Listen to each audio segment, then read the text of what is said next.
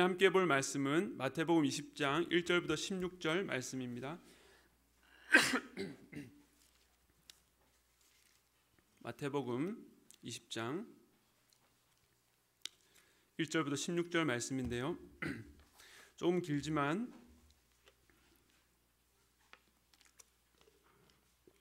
한 절씩 교독하도록 하겠습니다. 제가 먼저 읽겠습니다. 천국은 마치 품꾼을 얻어 포도원에 들여보내려고 이른 아침에 나간 집주인과 같으니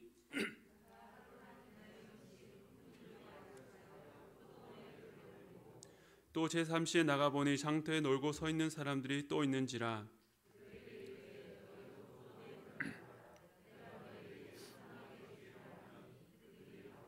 제6시와 제9시에 또 나가 그와 같이 하고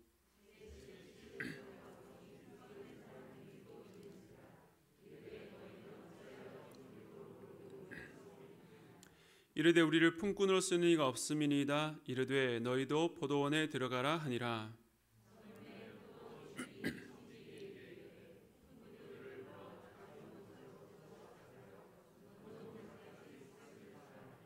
제11시에 온 자들이 와서 한 데나리온씩 받거늘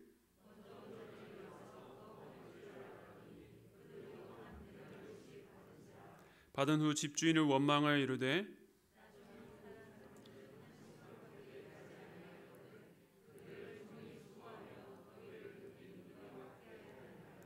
주인이 그 중에 한 사람에게 대답하여 이르되 친구여 내가 내게 잘못한 것이 없노라.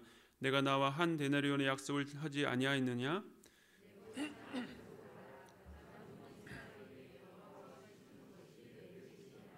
내 것을 가지고 내 뜻대로 할 것이 아니냐? 내가 선함으로 내가 악하게 보느냐? 이와 같이 나중된 자로서 먼저 되고 먼저 된 자로서 나중되리라. 아멘. 네, 거듭 말씀드리지만 오늘은 5월의 첫날입니다. 네, 우리 다시 한 번 더 좌우 인사하실까요? 좋은 계절입니다. 네, 좋은 계절입니다. 네. 지난 목요일 날 저희 집 아이들이 아내와 어딘가를 이제 차 타고 가다가 아이들이 엄마한테 이렇게 말했다고 하더군요. 엄마 이번 주 주일이 너무 기대돼요. 예배가 너무 기대돼요. 이렇게 말했다고 합니다. 아빠인 저 입장에서는 돌아보면 주일이고 또 돌아보면 수요일이고 또 돌아보면 금세 주일이 와서 어찌나 이렇게 시간이 빠른지 참 주일이 오는 것이 부담스러운데 부담스럽지만 아이들이 그렇게 주일이 기다려진다고 하니까 그게 너무너무 감사한 거예요. 지난 코로나 때문에 우리 아이들이 예배가 많이 무너지고 또 오늘 2부에도 유아 세례 받는 아이가 있는데요. 이 아이는 코로나 때 태어나서 그동안 한 번도 교회에 나오지 못하다가 이제 지난번에 이제 교회 개척하면서 처음 이제 교회를 나왔고 이제 오늘 2부 때 또 유아 세례를 받게 됩니다. 우리의 다음 세대가 이제 현장 예배를 통해서 예배가 회복되고 그 아이들의 신앙이 자라갈 수 있기를 간절히 소원합니다. 여러분들 그렇게 위해서 계속해서 기도해 주시길 부탁을 드립니다. 네, 오늘 설교 제목이 무엇입니까? 네, 교회는 어떤 곳입니까? 라는 제목입니다. 이 주제에 대해서 나누기 앞서서 우리가 사는 이 세상이 어떤 곳인지에 대해서 함께 먼저 좀 생각해 보기를 원합니다. 여러분들은 오늘날 이 세대를 바라보면서 어떻게 규정하십니까? 저는 최근 몇 년 동안 또 뉴스나 기사 또 여러 가지 사회 현상들을 바라보면서 사람들 마음속에 깊은 응어리와 또 분노가 가득한 것을 보게 됩니다. 매우 차분해 보이는 사람들도 어떤 계기가 마련되기만 하면 여과 없이 그 마음에 있는 분노를 쏟아내는 것을 보게 됩니다.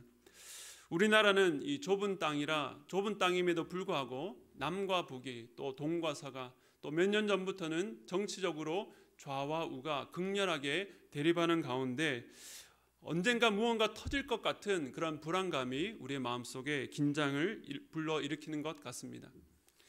최근에 사람들이 크게 분노하는 이유들을 보면 특별히 공정함이라는 가치에 매우 민감하게 반응하는 것을 봅니다.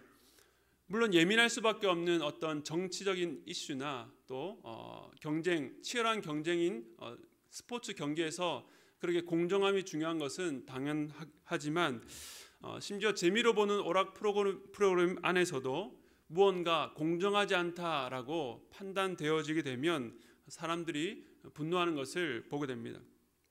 그토록 분노하는 마음, 이 밑바닥에는 저마다 각자가 갖고 있는 그 억울한 사연들이 잠재되어 있는 것 같습니다. 즉 자신이 직접 피해를 입은 것은 아니지만 어떠한 대상이 힘을 갖고 또 지위를 갖고 룰을 깨트리거나 약자를 억울하게 몰아가면 그 사건을 통해서 이 자신이 억압당했던 그 모습을 투영해서 보고 분노하게 되는 것 같습니다. 오늘날 젊은이들이 이 세상을 향해 갖는 억울함, 분노도 이런 맥락이지 않습니까? 내 부모님의 경제적 수준에 따라서 내 학교가 결정되고 내 학교에 따라서 나의 직장과 나의 결혼이 결정되고 또 그 이후에 연봉 또 삶의 질적 수준이 결정되고 또 그러한 결정들은 고스란히 자신의 이세에게 대물림되는 것, 결국 공평치 못한 출발점을 부여받은 자신의 삶을 돌아보며 삶은 참 불공평하다라고 한탄하게 됩니다. 그런데 사실 우리 모두는 이 불공평한 기준과 처사로 가득한 이 세상에 살고 있습니다. 그것이 참으로 피할 수 없는 현실이지만 믿는 우리가 정말로 놓치지 말아야 될 것이 무엇입니까? 그것은 바로 이 불공평한 세상 속에서도 하나님은 우리를 그저 내버려 두지 않으신다는 사실입니다. 하나님은 이 어그러진 세상 속에서 오늘도 우리에게 말씀하심으로 우리가 어디에 소망을 두고 희망을 두고 살아야 될지를 알려주시는 것입니다.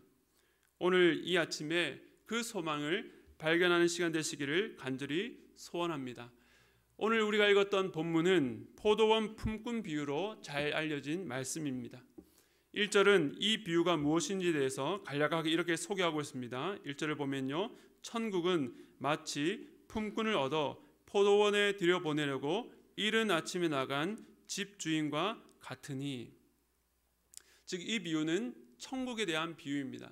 그런데 우리가 흔히 천국이라고 할 때는 죽고 난 이후에 갈 좋은 장소, 즉 장소적 개념으로 이해합니다. 그러나 천국은 하나님의 나라, 즉 하나님께 통치하시는 영역으로 죽은 다음에만 누릴 수 있는 것이 아니라 우리가 예수님을 믿는 그때로부터 우리의 마음 가운데 하나님의 나라, 천국이 임하는 것이죠. 예수를 믿는 여러분이 계신 가정, 예수를 믿는 여러분이 있는 직장은 모두가 하나님의 통치가 일어나야 되는 장소인 것입니다. 무엇보다 교회는 이 땅 위에서 하나님의 나라가 어떠한 곳인지를 보여주는 샘플이 되어야 됩니다.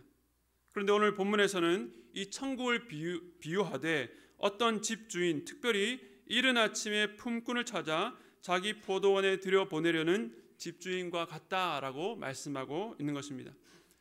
즉 천국을 장소와 같은 무인격적인 개념이 아니라 집주인이라는 인격적인 존재에 비유하고 있습니다.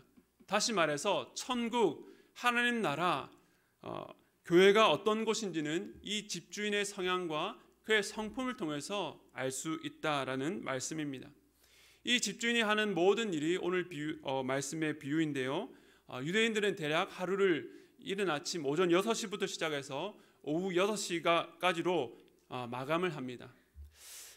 그렇게 일당을 잡고 일꾼들에게 품삯을 주었는데 집주인이 일하기 시작하는 오전 6시부터 마감 시간인 오전 6시보다 1시간 이른 오후 5시까지 총 5차례에 걸쳐서 계속해서 장터에 나가서 일꾼들을 데려다가 포도원에 불러들였습니다. 포도원에 추수할 것이 많았는지 이 집주인은 특이하게도 여러 차례 나가서 일꾼들을 데려다가 일을 시키는 것을 보게 됩니다. 그런데 오늘 이 비유가 더욱더 특이하고 독특한 것은 그 모든 일이 다 끝난 이후에 일어난 일 때문입니다. 본문 8절을 보니까 날이 저물어 포도원 주인이 청지기를 시켜서 품꾼들 삭슬 주는데 제일 먼저 포도원에 제일 늦게 들어온 사람부터 품삯을 주는 것입니다. 오후 6시가 마감이니까 맨 마지막에 들어온 사람이 오후 5시에 들어왔죠. 그러니까 길어야 1시간, 아니 실질적으로는 1시간도 채 되지 못하게 일을 했을 사람입니다. 그런데 그 일꾼에게 당시 하루 품삯이었던 한 데나리온을 준 것입니다. 그것을 보고 있었던 일찍 들어온 사람, 오전 6시에 들어온 사람이 어떤 생각을 했을까요? 오늘 본문에서 말하는 것처럼 1시간도 일하지 않은 사람이 한 데나리온을 받았으니까 나는 적어도 한 대여섯 데나리온은 받겠지라는 기대를 갖지 않았을까요? 그런데 웬걸요? 10절에 보니까 모든 사람에게 한 데나리온씩 주었다라고 말씀합니다. 그러니까 제일 먼저 들어온 사람, 오전 6시 들어와서 땡볕이 있는 그 오후를 다 통과하고 해 저무는 때까지 수고한 그 사람이 하는 말이 무엇입니까? 11절과 12절인데요. 우리 함께 읽도록하겠습니다. 시작. 받은 후 집주인을 원망하여 이르되 나중 온 이 사람들은 1시간밖에 일하지 아니하였거늘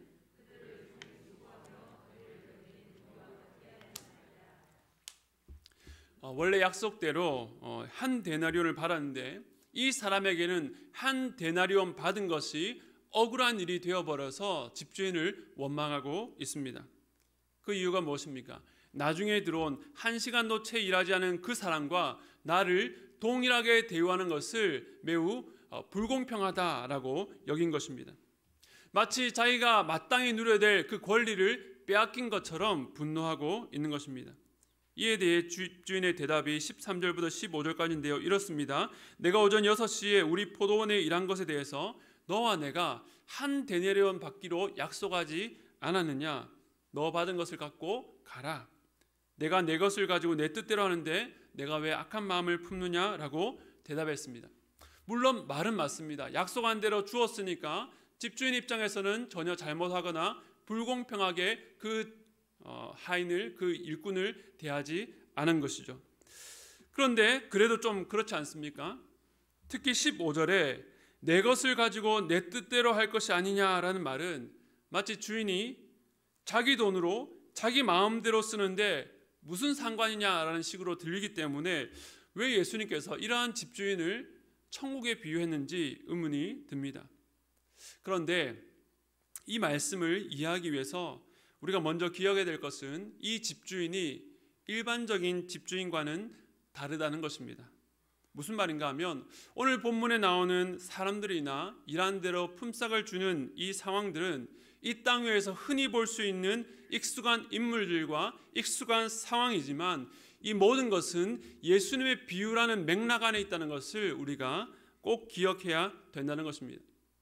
예수님께서 이 땅 가운데 계실 때에 여러 가지 비유를 하셨습니다. 그런데 그 비유를 보면요, 늘상 이 땅 위에 익숙한 것들로 범상치 않은 하나님의 나라와 천국에 대해서 가르치기 때문에 여기에 나와 있는 등장인물과 여기 나오는 상황들도 우리가 이 땅에 있는 눈높이로 볼 것이 아니라 좀 다른 차원으로 보아야 된다는 것입니다.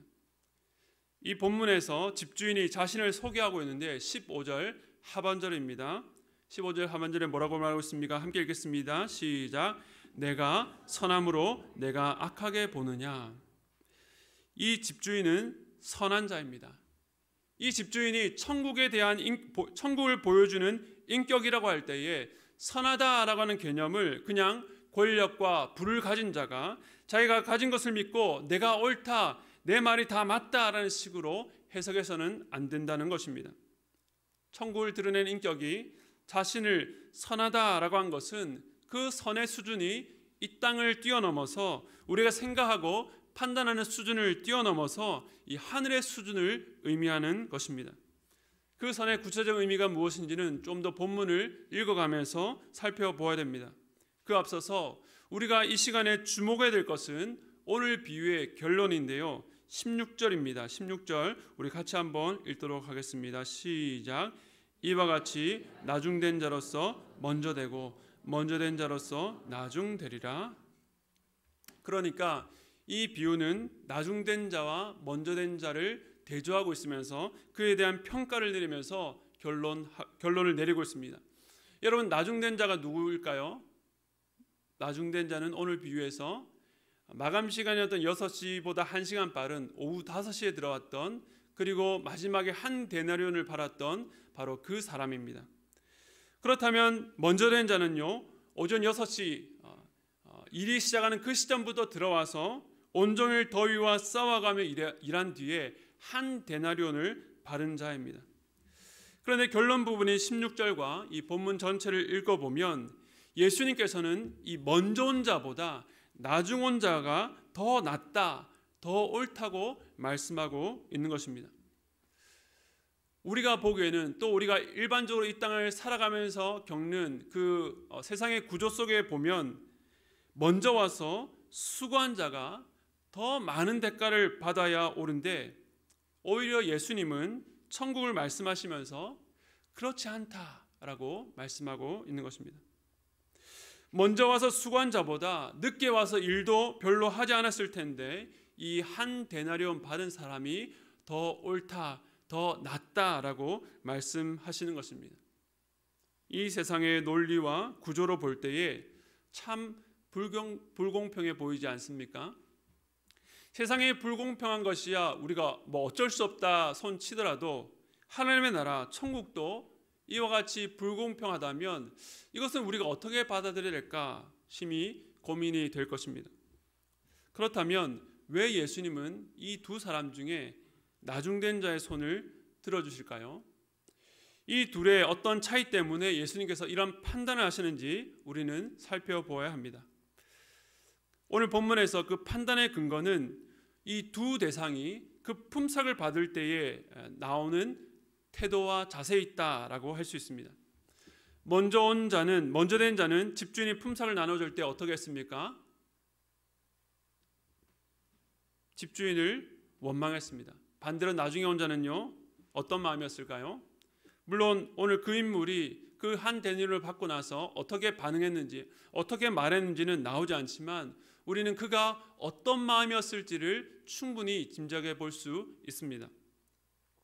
제가 몇 년 전에 한 TV 프로그램 다큐멘터리를 보았는데요, 어린 자녀 둘을 기르는 젊은 부부의 이야기였습니다. 철없던 어린 나이에 아이를 갖게 되고 둘을 낳고 결혼해서 사는데, 둘 다 너무 어리고 어떤 기술이 없다 보니까 너무나도 힘들게 사는 것입니다. 먹고 살 수 있는 경제력이 없으니까 그저 여관방을 전전하면서 남편과 아내가 밤과 낮으로, 남편이 일어나가면 아내가 그 여관에서 아이들을 돌보고, 또 아내가 나가서 일을 하면 남편이 집에서 그 여관에서 아이들을 돌보고, 그렇게 일하는 가정이었습니다. 그런데 남편이 일을 하다가 몸을 다친 것입니다. 그래서 일을 제대로 할 수 없게 되니까 벌이가 없어지게 되고, 그 지내던 여관에서 계속해서 빚이 쌓이자 결국 쫓겨났습니다. 그런데 그 남편이 특별히 할 일이 없을 때에 그 인력 시장에 나가서 일할 곳을 찾는데, 몸이 아프다 보니까 일당을 많이 주는 그런 험한 일을 잘 맡기지 않으려고 하는 것입니다. 괜히 일을 시켰다가 다치면 더 큰 문제가 일어날 수 있고, 또 그 사람을 데려갔다가 그 사람을 데려간 만큼 일이 그렇게 생산성 있게 일하지 못할 것 같으니까 일꾼들이 와서 그 사람을 그냥 지나치고 그냥 가버리는 것입니다.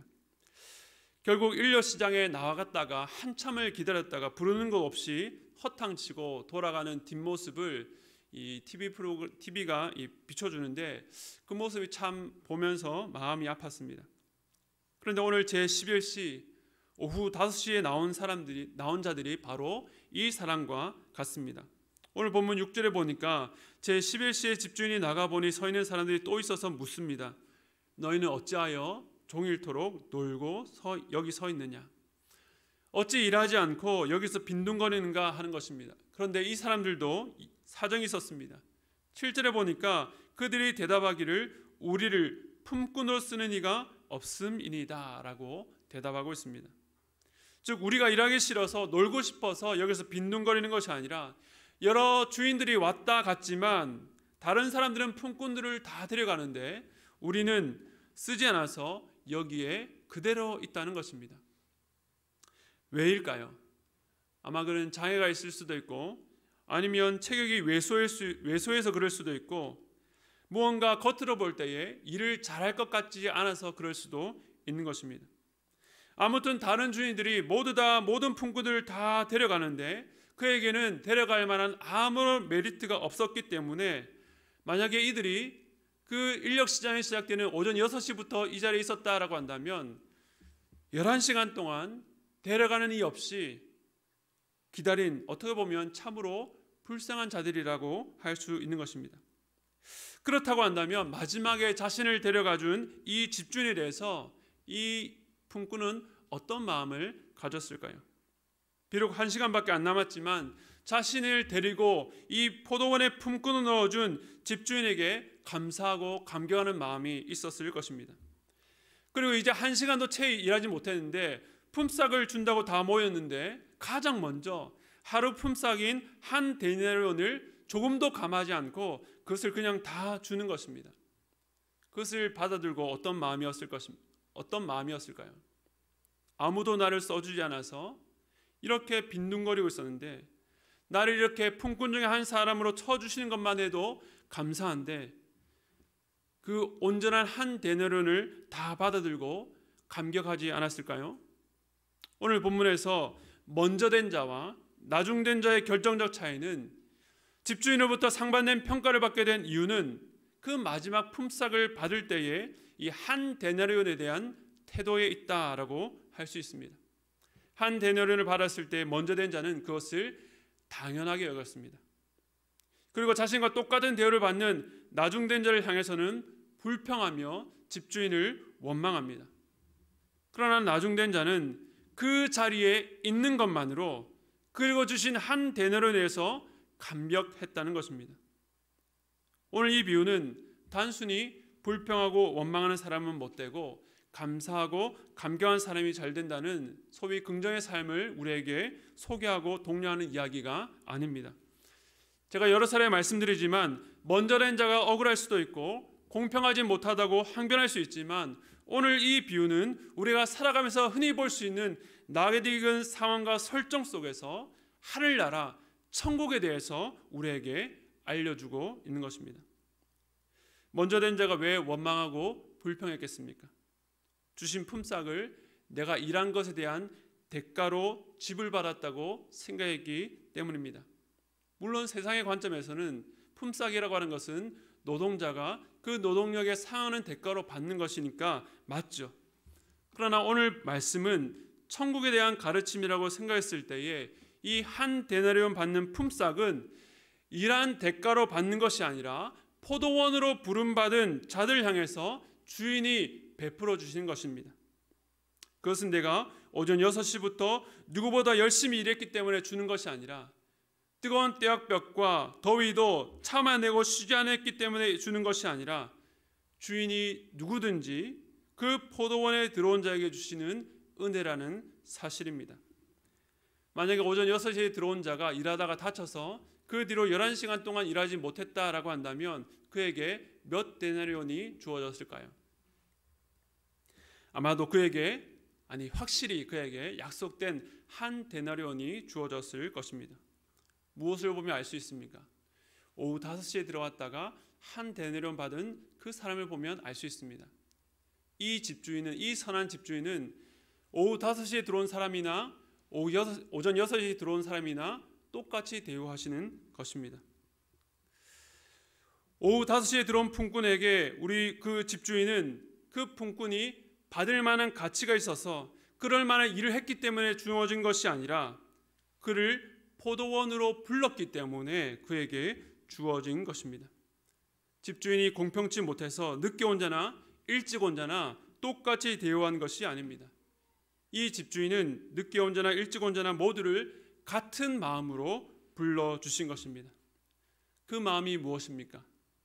앞서 집주인의 특징이 선하다고 했습니다.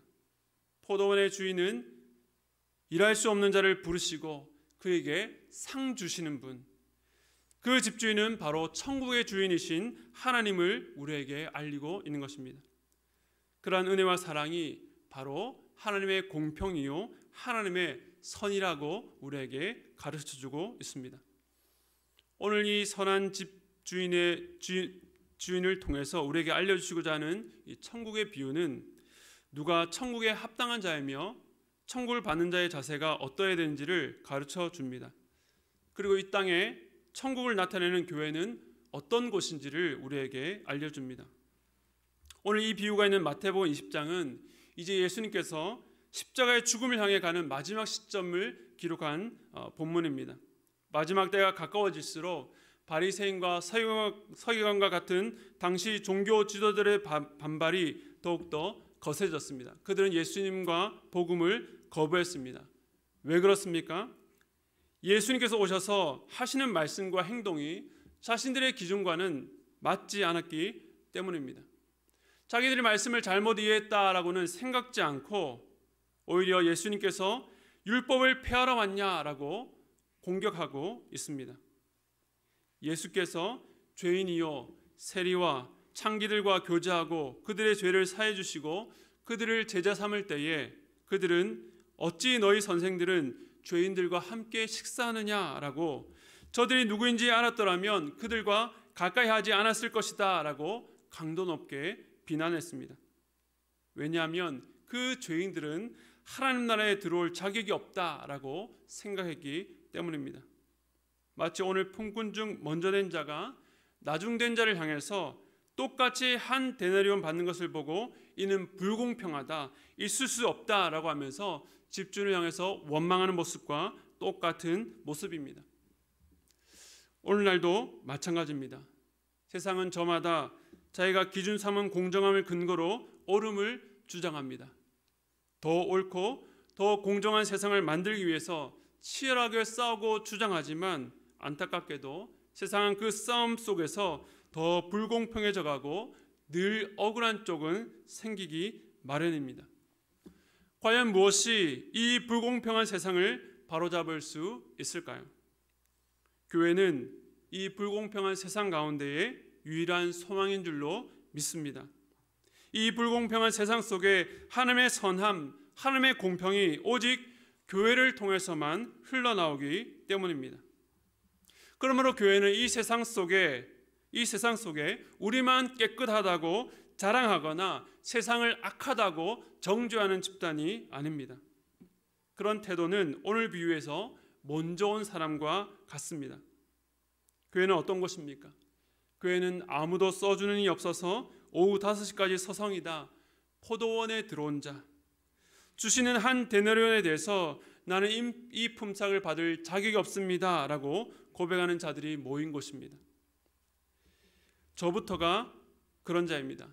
저는 그야말로 인생의 목표가 없었습니다. 왜 살아야 되는지, 내 존재의 목적이 무엇인지를 몰랐습니다.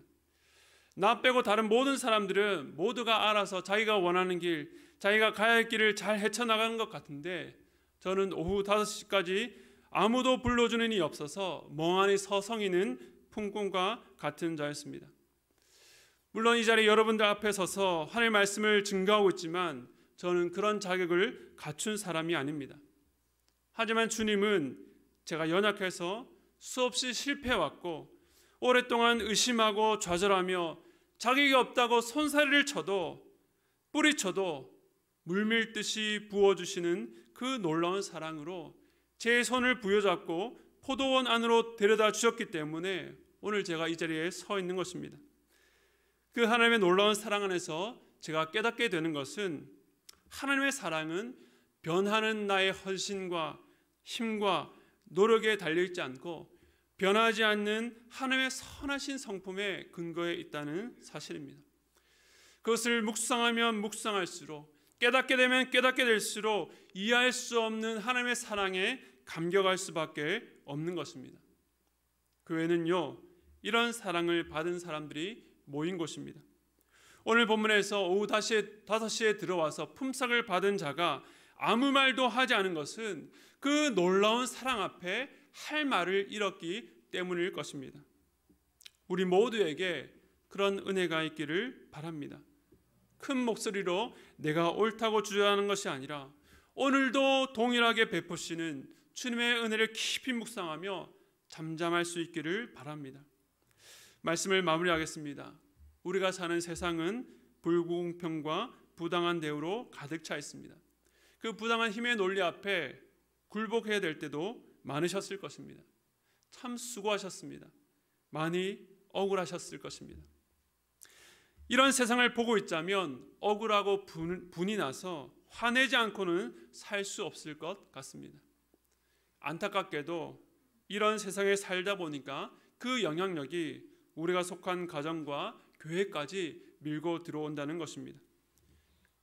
우리는 이 험한 세상을 살아가면서 그 어느 때보다 예민해지고 날카로워지고 판단하게 됩니다. 우리의 남편과 아내를 바라볼 때에, 우리의 자녀들을 바라볼 때, 또 우리의 부모님을 볼 때에 사랑으로 용납하기보다 내가 맞고 당신이 틀렸다는 것을 증명하려고 합니다. 나 스스로가 이 불공정한 세상에서 나 자신만큼은 보호하려고 그렇게 애를 쓰는 것입니다. 그런데 여러분, 그것을 기억하셔야 합니다. 하나님 믿는 백성들의 삶은 이렇게 무자비한 세상 속에 그냥 내버려지지 않았다는 것입니다. 하나님께서 우리를 그대로 내버려 두시지 않는다는 것을 믿으시기 바랍니다. 그러므로 여러분의 눈을 들어 인간들이 악한 마음으로 망가뜨려 놓은 불공평과 불의가 가득한 세상 너머에 여전히 이 땅을 다스리고 계시는 하나님을 바라보시기 바랍니다. 우리가 믿는 하나님은 이 불공평한 세상 가운데서도 오늘도 여전히 우리를 향해서 당신의 공평과 선을 충만히 베풀어 주십니다. 오늘도 우리를 용서하셔서 이 예배 자리로 불러주시고 감당하지 못할 품삯을 우리의 손에 안겨주십니다. 때로 우리의 삶이 불의하고 불공정한 세상 속에 아무런 보호막 없이 허우적대는 것 같지만 더 크신 하나님의 공평이 이 세상의 부조리한 구조를 뛰어넘어 여러분의 삶을 통치하고 있다는 사실을 믿으시기 바랍니다. 그 놀라운 은혜가 여러분의 삶을 지배하고 있습니다. 그러므로 여러분이 가는 곳마다, 머무는 곳마다 이런 하나님의 공평과 선을 닮은 하나님의 사랑과 은혜가 바로 여러분을 통해서 여러분의 가정과 여러분의 직장과 여러분이 만나는 모든 관계 가운데에 이 교회 가운데 흘러나가야 되는 것입니다. 저희 하남 1호산 교회도 이제 개척한 지 3주밖에 되지 않는 사람으로 치면 신생아 교회입니다. 그래서 봉사부서나 교육부, 다락방이나 여러 면에서 부족하고 갖춰야 될 것이 참 많습니다. 교회에서 만나는 성도들 간에도 마찬가지입니다. 여러분들 교회 올 때마다 낯설죠. 그런 느낌을 들 때가 많으실 것입니다. 그런데 제가 비밀 하나 알려드릴까요? 여러분이 느끼는 그 감정을 여러분 옆에 있는 그분들도 똑같이 느끼고 있고 여러분 앞에 있는 저도 똑같이 느끼고 있습니다. 지금 이 공동체에 필요한 것이 무엇일까요? 바로 따뜻한 시선입니다. 오늘 하나님께서 이 불공평한 세상 가운데 살면서 지치고 상한 여러분들을 따뜻하게 바라보는 것처럼 우리도 옆에 있는 지체들을 따뜻하게 바라볼 수 있기를 바랍니다. 시간이 좀 더 지나면 이름을 묻고 또 인사하고 관계가 쌓이면 기도 제목을 묻고 함께 기도해주고 그렇게 은혜가 다스리는 공동체, 은혜가 통치하는 교회를 함께 세워나가기를 소원합니다. 여러분의 가정에도 그런 은혜가 있기를 원합니다. 여러분도, 여러분의 배우자도, 여러분의 자녀들도, 부모님들도 우리 모두는 오후 5시에 들어온 품꾼입니다. 여러분이 어떤 은혜를 받아봤는지 그것을 충분히 누리시고 그 은혜로 여러분의 가족들을 한번 바라봐 주시고 판단하기보다 먼저 그를 나를 공평하게 대우하신 하나님의 그 은혜처럼 그를 그렇게 안아주고 따뜻하게 보듬어 주시기를 바랍니다. 주님의 긍휼과 사랑이 날카롭고 예민한 여러분의 마음을 촉촉히 만지시며 부드럽게 해주시기를 간절히 소원합니다.